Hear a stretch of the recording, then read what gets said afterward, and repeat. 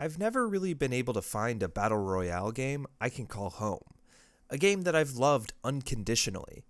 Now, I've floated around. I couch surfed in PUBG for a bit, rented a home in Fortnite, and even tried to settle down for good in Apex Legends. But unfortunately, we didn't really end up working out either. There's something about the genre, about its construction, that just never felt right to me. There was a prevailing sense of randomness, of variability, that hung over my experiences of these games. It never felt like I was completely in control of my own destiny, that a series of randomized circumstances was what kept me from the isolation of Battle Royale victory. Now, this is, of course, somewhat true, when in reality, however, most of what I was missing was a key component to the Battle Royale formula: adaptability. It means playing the hand that you've been dealt. It means accepting the randomness as not so much an antagonistic force discriminating and singling you out, but a reality of the design of the experience for everyone. Learning this changed the way I view these games and their systems, the rhythms of their back and forth combat engagements, and the expectations I put on myself as a player. And it's weird, Battle Royale games actually pull from a lot of different genres, so much so that the genre itself is weirdly amorphous, despite having relatively clear genre standards. Battle Royale games can be as much a roguelike as it is a competitive multiplayer shooter. They can be as much stealth games as they are arena shooters. Over the past couple of weeks, I told myself to fully commit to the world of Battle Royale as of August 2020. I said I wanted to learn, to experience, to understand and dominate the genre that has taken over the gaming world over the past 2 years. My nomadic lifestyle when it came to BR games gave me a special opportunity to survey the land and adventure, to forego biases and just explore lands unknown. I had no preference, no favorite, so it was up to me to decide what I liked and what I did not about the genre. I want to analyze the genre just as I would any other game series, but from the perspective of someone who is no pro of the genre. I generally think Battle Royales get unfairly maligned in my opinion. I want to defend the genre by first saying that the genre naming itself is, at this point, sort of nonsensical.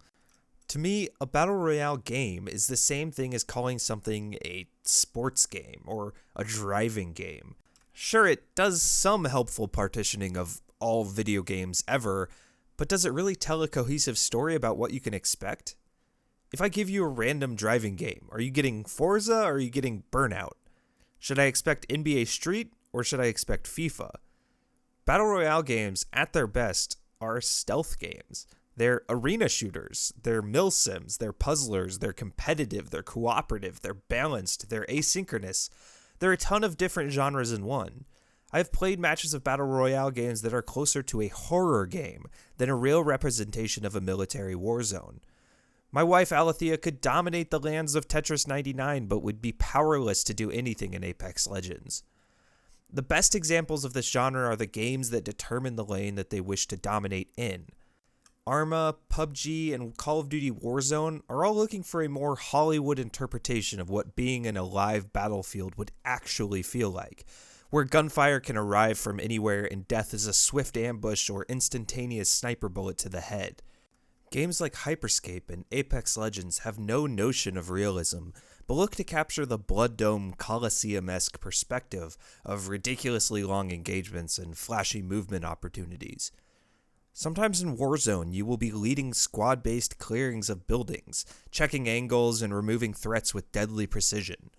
In the same exact game, you can find yourself hunkered down, injured with low ammo and even lower enthusiasm. You can go from feeling like an action hero to feeling like the unnamed cast member who gets rhythmically killed by the action hero. Battle Royale games at their best can be many different genres that you create. This might just be my favorite element of the genre so far, is the way in which you can direct the thematics of your specific adventure per drop-in. This is to say that the genre itself is not fixed in its mechanical presentation, in its opportunity for player expression. When I drop into a game, I get to choose as the director of my movie whether I want to play out a stealth power fantasy, an action hero fantasy, or a horror movie, which is to say where I spend most of the game running and hiding from engagements. I have been playing a lot of Battle Royale games recently, especially after finishing that monstrosity of a Call of Duty video. In this video, however, we will be speaking specifically about a couple of games that I deem especially emblematic of the genre's strengths and weaknesses. The games we will be covering in this video are Apex Legends, Call of Duty Warzone, Hyperscape, Spellbreak, Tetris 99, Fall Guys, and Fortnite. In the past, however, I've played games like Arma, PUBG, Realm Royale, and even the Counter-Strike Battle Royale that I bet you forgot existed until this moment. I've played and totally forgotten about Battle Royales like Black Ops 4's Blackout, H1Z1, Battlefield 5's Firestorm, Ring of Elysium, and even the Fallout 76 Battle Royale, Nuclear Winter. I bet you forgot about some of those, huh? My point being, the genre itself is pretty established at this point. Many have come through and many have failed. I don't at all consider this video a comprehensive review or survey of the genre, but my own personal explorations and lessons I learned. For the past couple of weeks, I have been the Battle Royale tourist, never fully settling into an experience but grazing the top of many. I've scratched the surfaces of several of these games, but have never really fully considered myself a citizen of any. I am always a visitor. Besides one, of course. And I think that I need to get our relationship out in the open now to avoid any sort of conflict of interest. I mean, yeah, sure. I had a short affair with Apex Legends, like a two-year one. I may or may not have been addicted to the game when it first came out. I may or may not have logged a couple 13-hour days of dominating Kings Canyon. Apex, I learned, is a cruel, cruel mistress, a floundering relationship that both giveth and taketh, giving me nothing but fun and excitement one game and devastating despondency another. Apex Legends is a great microcosm of the macrocosm that is Battle Royale video games, an experience largely dependent on a number of factors, some of which you can control, and some of which you cannot. I want to start with analyzing Apex Legends because it really does act as a perfect example for a lot of our analysis of the genre. The design of Apex is probably my favorite in terms of raw gameplay, although there are a number of problems one can find when playing too much of the game.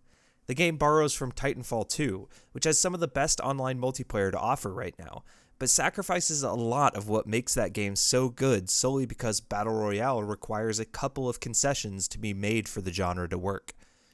One of those concessions, which applies to every single one of these games, but is especially important in our analysis of Apex Legends, is time to kill, which is to say how long it takes to kill an enemy in combat. Now obviously this phrase doesn't make a ton of sense on its own. Certain guns can kill you in one shot in Apex Legends, and no one is ever going to stand completely still for you to gun down. But when I am referring to it in this video, I'm referring to a less quantifiable aspect of a gunfight. I understand that Apex has been changing some of this around, but the footage here is before any changes to health. If two players are in the middle of the game, it could be that each has anywhere between 150 to 200 health. When they engage, any matter of abilities, healing, or armor juggling could lead to a situation in which a fight can last 45 to sometimes 90 seconds. Compare this to most any gunfight in arena shooter games such as COD or Titanfall, and you will begin to see just how many factors can go into a single fight in Apex Legends.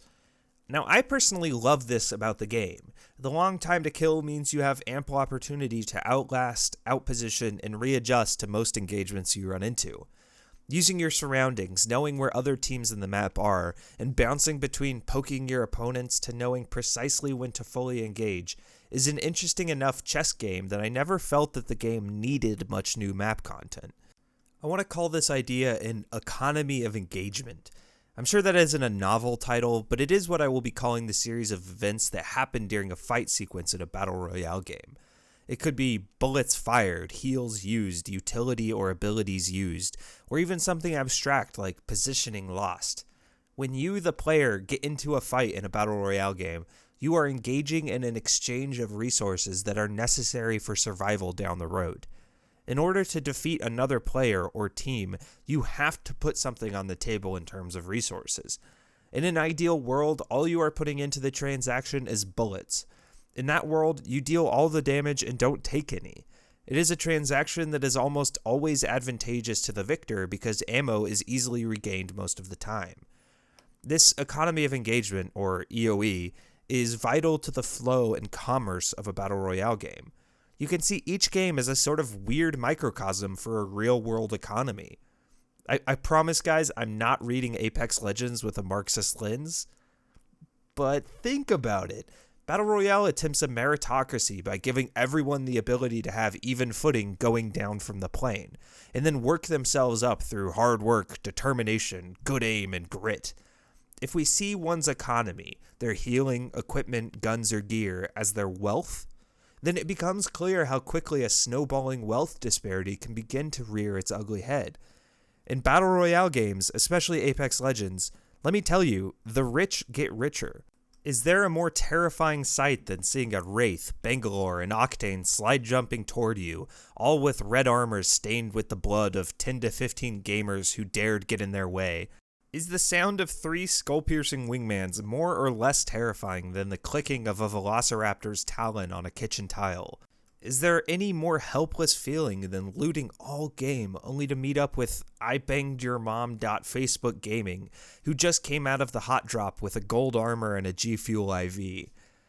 The speed in which the societal classes of a Battle Royale match can begin to form and then conflict with each other is a frankly terrifying metaphor and acceleration of the ways in which late-stage capitalism can destroy social structures. I did a reading of Apex Legends through a Marxist lens. But it remains true, and it is a fun yet scary look at how quickly the genre can snowball. Sure, merit is still important. The start of a Battle Royale game is as close to a meritocracy as you can get. But as it progresses, it becomes increasingly hard to get out of a lower class, to extend the frankly sad metaphor. You can be an Apex god, but if you have gray shields and 2 syringes with an alternator, good luck going against gold armor and a Spitfire. But this is just Battle Royale, right? It's just the way the cookie crumbles. Work hard, get rewarded. Spend time camping and you'll come up short in the social hierarchy. Well, the games try to fix this with a couple mechanics, but I think the main way a game like Apex, Hyperscape, or Fortnite attempt to remedy this division is through map design. Kings Canyon is just a really good Battle Royale map, giving players enough opportunity for verticality and strategic positioning that it encourages players to move around the map seeking out the high ground rather than sitting in buildings camping. Sure, players will still do that, but the swift movement and map make it possible to pretty much get from point A to point B in no more than a couple of minutes. More than anything, it allows for abilities to cut yourself off from the other teams who may be in an advantageous position. Apex Legends, through its map design, allows you to be able to pick and choose zones around the map you want to be involved in, and depending on your map knowledge and movement ability, you can oftentimes finesse your ways out of engagements just as easily as getting into engagements. This is the real answer to the problem of wealth disparity that develops over time in Battle Royale games, is giving players the ability to use their own abilities, like Pathfinder's Grapple, to maneuver out of engagements until you feel you are in an advantageous position. This is one of the most rewarding, enjoyable, exciting, and mechanically satisfying things you can do in a game, specifically like Apex or Hyperscape. Being able to understand your place in the EoE and subsequently chip away at their economy while maintaining a net gain on yours, all the while waiting for the perfect opportunity to full send in and take a fight, it's just so enjoyable and rewarding. Sniper rifles are ideal for this. Chipping health away and expending resources, a well-placed longbow shot to the head can instantly even the playing field of economic inequity and allow you to move forward with the confidence of knowing that you are not completely outmatched. Your opinion of this reality of the Battle Royale genre may very well determine how interested you are in the franchise going forward. There really are some fights that are so heavily weighted in one party's favor that it almost can guarantee death for that unfortunate group. But overcoming that's where these games give you that feeling of adrenaline, of power. Winning despite the inequality of gear is challenging yet immensely rewarding. Combat that with the fact that you get all of the gear from that person, catapulting you into the upper class of the battlefield, and you get a wild roller coaster of expectation. Because Apex is, at its core, an undeniably competitive experience. From its marketing, its thematics of being an actual competition broadcasted to the fictional universe, it demands that the player try their hardest to win each game. This seems obvious. It is a competitive shooter game. but we will learn that every Battle Royale deals with victory differently. Not all of them put you in the game with an expectation of victory, but Apex Legends asks of you to play to win, to put yourself out there in the arena and fight. It is an interesting look at how the themes and motifs of a Battle Royale's world design and fiction can actually contribute to the ways in which the game is played mechanically. Certain games, Fortnite being the most obvious, have much more room for social interaction and play rather than strict competition. Apex Legends is firmly not that, giving you basically no emotes, no sprays, and very few opportunities for social play outside of the ways in which one another kill each other. It is through this that the developers set a standard for the ways in which the game is, for lack of a better term, meant to be played. This is not play time. This is not emote showtime. This isn't Travis Scott time. This is winning time or die. As I maneuvered the genre as the Battle Royale tourist, I found that each game I played asked something different of me in my relationship to actually being the last player alive in the battlefield. For some games, that wasn't the biggest priority of mine.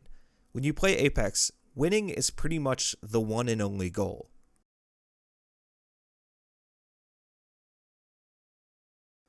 Which really does force us to move on to the game I probably spent the least amount of time on, Fortnite. Fortnite for me was like the vacation spot you hear so much about, the spot that is so popular and so renowned that it feels like it is a must for any person looking to be a tourist. Fortnite is like London, like the Louvre, like the Empire State Building, places that you feel like you have to visit, but quickly realize that they're closer to cattle herding through tight spaces rather than an actually relaxing escape from reality. Sure, you're glad you went. It's cool that you can say you saw the Mona Lisa. But I mean, did you really see the Mona Lisa? Or did you wait in line for 3 hours and stare at the back of 100 people's heads? My point is, in my quest for Battle Royale tourism, I couldn't not visit Fortnite. I don't know how much I have to say about the game itself, except that I'm god-awful at it, but I am confident that it acts as an interesting foil to Apex Legends, and that it might be the only Battle Royale game that doesn't seem to care if you win. Sure, it congratulates you and gives you experience, but it is clear that the objective of most Fortnite players is not winning, despite thinking that it is maybe the only expectation of the genre by definition. No, Fortnite strives for a more social space that is a playground for player expression and goofiness, rather than an intergalactic arena for bloodthirsty annihilation. I think it's an important distinction. Thematics and aesthetics do influence gameplay, and my time in Fortnite was nothing but extremely confusing and extremely fun. I don't know, I'm still at a loss even having played for a while. What the hell is this game? I swear to God, I was in a fight for multiple minutes, sweating like crazy, only to realize that I wasn't even playing against a real human being. There are literal and figurative bots in each game, as well as a series of PvE enemies placed around the map that probably killed me more than any player could have. Isn't that interesting though? A Battle Royale game that isn't crafted to have the only goal be sole survivorship. I like that about Fortnite in a sense, that it expands the genre a bit past its seemingly obvious expectations. Winning is still fun, however it is more of a nice addition rather than the impetus of the whole mode itself. Fortnite tourism might be the closest analogy to actual real-life tourism that I can really think of. At this point in the game's lifespan, you can watch movies in the world, attend a Travis Scott concert, dance and go fishing, bounce around or build structures. There are actually so many more activities to participate in rather than murder, and I guess I have to respect Fortnite for that. As a casual player though, someone dipping their toes in to play a few games here or there was just a little too much there for me. In that way, the game is deceptively not casual, not simple, despite its reputation. Getting a hold of the building mechanics and the ways the guns fire is no easy task, and matching up against someone who gets the game is a surefire way to witness the building of the eighth wonder of the world in 15 seconds or less. There is something humiliating about being dwarfed by a structure and rained hellfire from above by someone you know wasn't alive when you graduated high school.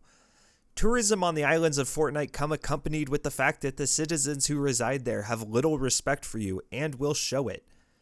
Looking around Fortnite as a tourist was even more similar to visiting a place like the Empire State Building or the Eiffel Tower.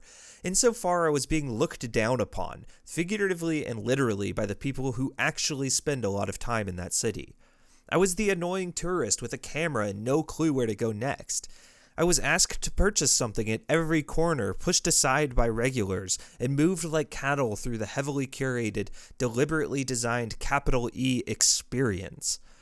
Fortnite has gone from cultural phenomenon to cultural institution, desperately trying alongside all flashes and pans to stay relevant amongst a genre it itself popularized.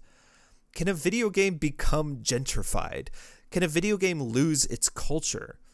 God, that sounds insane as I say it, but Fortnite is such an unnervingly predatory experience that it doesn't even feel like a vacation for me. It feels like a vacation to a shopping mall. Some people like that. My aunt loves to go therapeutically shopping. I do not. Have you ever been on a vacation or a weekend trip that you feel like you need a vacation from afterward? It's a beach vacation commodified past its natural beauty or enjoyment, with too many people and too many lights and sounds. But interestingly, one of my best memories of my vacation in Fortnite was when I visited the nightlife scene. I went to an island party. It was full of burgers, fishing, dancing, and EDM music. Okay, really though, I honestly had more fun goofing around on this trip than I did going to the Mona Lisa. I mean the Battle Royale mode. It reminded me of standing in Varrock, just talking with players in RuneScape and doing that stupid dance. If you played RuneScape, you know what I'm talking about. It was like when I imagined Club Penguin would be like if I didn't get banned on that when I was like 14. I fished for a bit, made a friend who wouldn't leave me alone, went to an EDM concert all by myself, and visited some strangers in the town square. This part of the game is fun. Fortnite can be fun, I guess, even if I am pretty bad at it. I had a good time playing with friends, flying around the island vista in a helicopter, ramming it into enemies. I just can't shake the feeling that now that I've seen it as a tourist, I can kind of cross it off the list, because I have little desire to visit again, not unlike the Mona Lisa. One place I did find an interesting visit was the Warzone of Verdansk. Look, I just uploaded a 3.5-hour video over the Call of Duty franchise, so you can't blame me for not wanting to spend a lot of time firing another M4 with laser-like accuracy. But I ended up going back and firing a lot of M4s, and then I'd launch it again the next day, and then the next. There's actually something amazing about the fact that Infinity Ward was able to translate a facsimile of the Call of Duty experience over into a coherent Battle Royale game. The game is smooth, precise, deadly, and immersive, just like a good Call of Duty should be. In fact, it might just be the most immersive Battle Royale game I played for this series, at least in terms of me getting lost within the match itself. No game I played jump-scared me quite as many times as Call of Duty Warzone did. The potency of the weapons, the relatively instant time to kill, and the sound design would consistently cause me to play this Battle Royale differently than any other. You see, usually in Apex Legends, if I hear gunfire in the distance, I would instantly shift my camera in that direction and start heading over toward the bloodshed. I did this because the action was the impetus. It was why I was playing the game. The bunny hopping and maneuvering, the finessing and the out-aiming. What was Apex Legends to me but a means to stimulate my lizard brain with arena shooter combat and flick shots? Warzone, though. Warzone had me feeling closer to a soldier than an esports pro. I have this prevailing feeling of imminent death, like the Damocles sword of a Kar 98 bullet is inching closer and closer to my head. Look, a little bit of this could be that I suck, and sure, that's always possible. I definitely feel more confident in Apex Legends, but a lot of that has to do with the way the game is structured toward longer engagements and escapability through movement abilities. In Warzone, you are often in one of two parties, the hunter or the hunted. And I want to be clear, I love this about Warzone. I feel like this is why I mentioned the genre having horror elements, and I say that unironically. There are so many structures of power in a Battle Royale match, so many asynchronous and unbalanced fights. Intentionally unbalanced fights. Sometimes you are the one with no healing items hiding in a building while being hunted down. and sometimes you are the one with a full loadout and confidence to match. The sound design of Warzone really contributes to this, giving gunfire location-specific sounds if you're indoors or out, giving footsteps an ethereal quality that, while not great for the competitive integrity of the experience, makes them especially hard to perfectly locate. Warzone is a deliberately unforgiving experience, giving little leeway to the unprepared and righteous punishment to those who don't take each moment seriously. Visiting Verdansk after vacationing in the islands of Fortnite is about as dramatic of a tourist whiplash as I could experience, moving me from a distinctly forgiving experience that values eliminations as much as it does experience progression and unlockables, to an experience in Warzone that has little sympathy for whether or not you want to survive or not. This is my time in the video to remind you that I am the Battle Royale tourist here, not citizen. I am sure that this is no longer the case for many players who have mastered the mechanics and map design of Warzone. I imagine many run around with blind confidence, hoping to out-aim anyone who dare put their sights on them. That is just not me, and I don't think it is the majority of players either. Remember how we talked about how the aesthetics and thematics of a Battle Royale game can influence the ways in which the games themselves actually play out? That might just be more true of a Warzone match than any other. The muted grays and browns, the fetishistically militaristic weapons and art design, the map design. Man, the map design itself influences this horror and tension so much. Not only do the aforementioned colors lend the gameplay toward hiding within the environment, but the structure of each building having multiple windows to peek from give a sort of whack-a-mole element to each outdoor to indoor engagement. This is to say that the game really is a war zone. You can get shot from basically anywhere. Very little of Verdansk is safe from sniper rifles or dark corner McDougals. Couple that with the way the game renders light and dynamic range of color, and you get that sort of light blindness from peeking into a dark room from a bright outdoors, or vice versa. You don't get that in basically any other Battle Royale mentioned here, and it makes Warzone feel deliberately balanced through its imbalance. I know that sounds crazy, but it's true. Warzone wants you to feel the crippling weight and unfairness of an engagement you had no business winning, and I think I have the silver bullet piece of evidence that supports the idea that Warzone is designed to deliberately put you in situations you will die in. The Gulag, one of the best innovations in the genre we've seen since Fortnite's building or Apex's respawns. The Gulag might be the defining mechanic of Warzone, and for good reason. Basically, if you die in the Warzone, you are captured and placed in the Gulag, in which you are pit against another player in a relatively instantaneous 1 versus 1 to the death. Essentially what this allows for is the thematic and emotional impact of an untimely demise to still impact the player without completely sending them back to the main menu and feeling like an unfair death. It essentially eases the pain and frustration of a deliberate design decision. It's kind of genius in a way, and I can imagine as they were developing the mode, they realized early on that they could not have the short time to kill, punishing map design, and hyper-accurate weapons without being able to give players a means to still feel in control. Basically, Warzone has its cake and eats it too. They get to have the punishing thematic elements of a brutal Warzone that demands respect through its seemingly unbiased indifference toward who lives and who dies, while also giving you the second chance with your life when the Warzone fates demand it is your time to be cornered between 3 buildings with LMGs trained on you. What remains is one of the better Battle Royale games out there that often turns into more of an endurance test rather than a mechanical one. If you haven't recently, play a game of solos on Warzone. It is a monumental test of patience, an almost mind-numbing exercise in a game of chicken. While you are waiting for your prey to leave their temporary settlement of comfort, there are 3 other unfound players doing the exact same to you. Winning a game of solos on Warzone feels much more like a test of the right place at the right time rather than who can eliminate players the best. And again, that's deliberate. The name is deliberate. Do you think accuracy really means that much in a genuine Warzone? I mean, sure, it does a little, but there are 100 other variables and 1,000 other bushes the enemy could be hiding in that basically guarantees you won't have an opportunity to shoot back in the first place. In the Warzone, you aren't intended to survive. That's what I learned. But looking back, I guess I did survive my trips to all the different Battle Royale vacation spots, whether or not it was really truly worth it. I was able to achieve wins in almost every game I played, and had many, many more losses.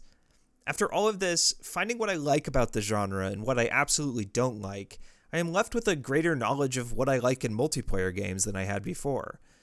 I learned a bit more though, a bit more than games analysis and criticism could get me.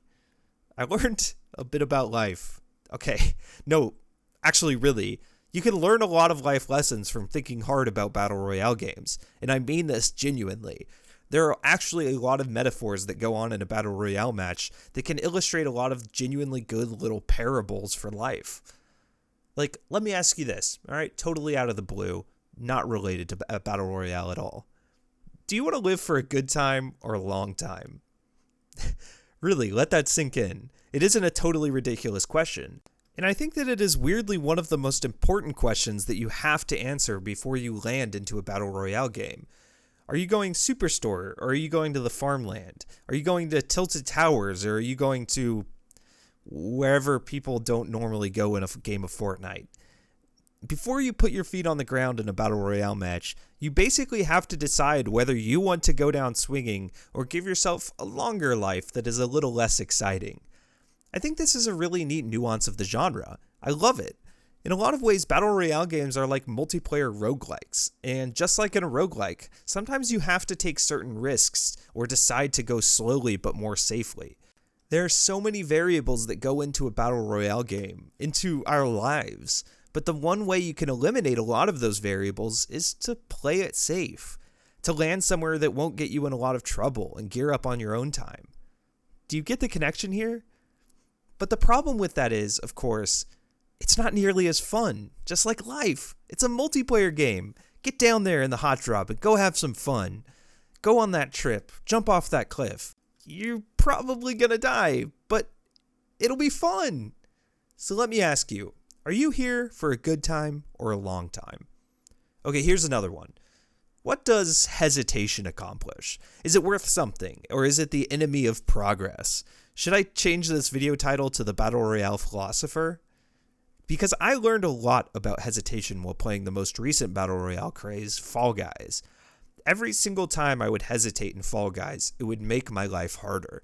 Every single time I looked to wait, to have the good things come to me, they never did. Fall Guys taught me a lot about whatever the positive opposite of patience is, whatever that instinctual gut move is that you do when you don't have time to think about something fully, that maneuver you do when you don't have time to know if it's a bad idea or not. That's not patience, that's the happy opposite. And you need to access that in order to regularly acquire crowns in a game like Fall Guys. Or think about Ubisoft's chaotic arena shooter meets Battle Royale Hyperscape, a game that practically gives you no opportunity for patience. You have to be on G Fuel snorting turned up to 11 any time you want to compete in this game. And so our collective lizard brains do most of the heavy lifting for competitive success in this title. I love Hyperscape, and I wish it were more popular, but gosh darn do I see why it might not be the most accessible BR out there right now. For someone who hasn't played, it would be easy to say the game is completely absent of strategy, just mechanics.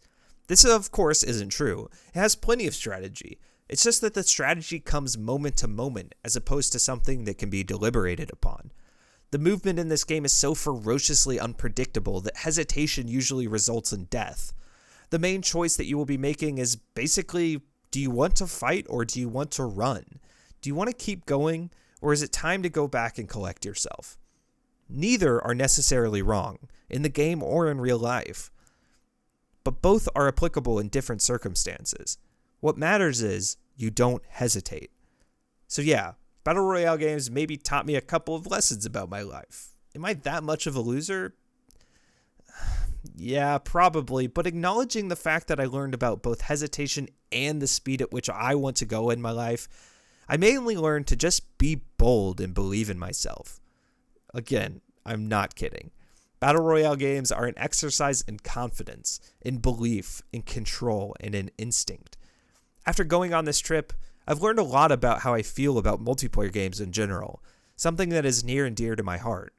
Every single win I have ever gotten in a game like Apex Legends or Warzone has been a result of me making plays that get me out of my comfort zone. Plays that hit the ceiling of what I know I am capable of, but never get to go past it. Those are the games where you get into a flow state of success that gives the genre so much potential for greatness, so much genre-bending opportunities. Those decisions we make in life that are just at the peak of our powers that only we know we can do. Those are the decisions that get you places in life. And after my trip, my final travel review is this. A Battle Royale match can be a bunch of different genres, a multitude of different results. I love the genre for its adaptability, for its ability to not just be a shooter game, not just be an action game. It is a genre that is essentially defined by one fact, the fact that only one member or team survives. But that's really it. The rest is up for interpretation.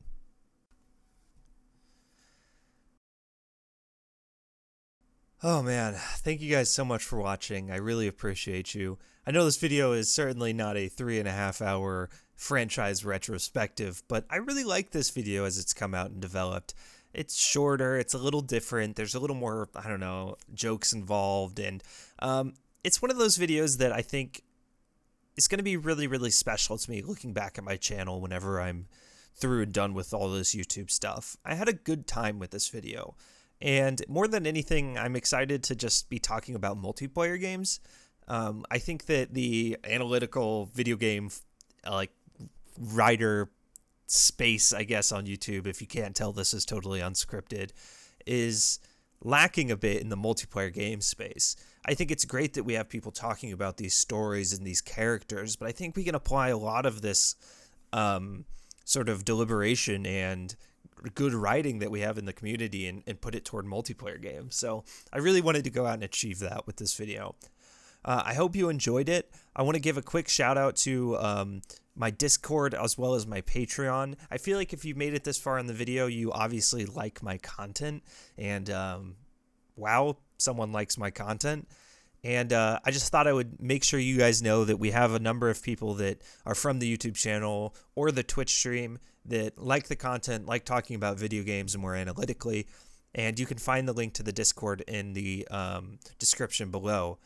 As well as the fact I don't try and bombard you with ads throughout my long videos. And so a lot of my, to make up for that, I guess, I have a Patreon account that you can go over and throw in a couple bucks here or there, whatever you deem fit. And you'll get things like director's commentaries on the things I've made in the past, or Q&As, and I'll shout out the people that give in the Patreon here in a second. It's really important to me that you guys understand that obviously YouTube isn't my job, Twitch streaming isn't my job, but it does help enormously to know that you guys support me in that way. That being said, I'm happy you guys watched the video up until this point. No pressure whatsoever. The last thing I want to shout out is just to come by the Twitch stream whenever you guys have an opportunity. I actually stream every single day during the whole thing that's happening in the world right now. And so I've had a lot of opportunities to stream and hang out with the community. So if you guys ever have like a question or you just want to say what's up, please come by the Twitch link that's down below. Otherwise, I want to shout out my Patreons. Howdy partner to Wicked and Zach Frazier. You guys are awesome. Thank you so much. My deputies, Logcom and Christopher. You guys are amazing. Thank you for hanging out in the stream so much. And the Sheriff, Jacob.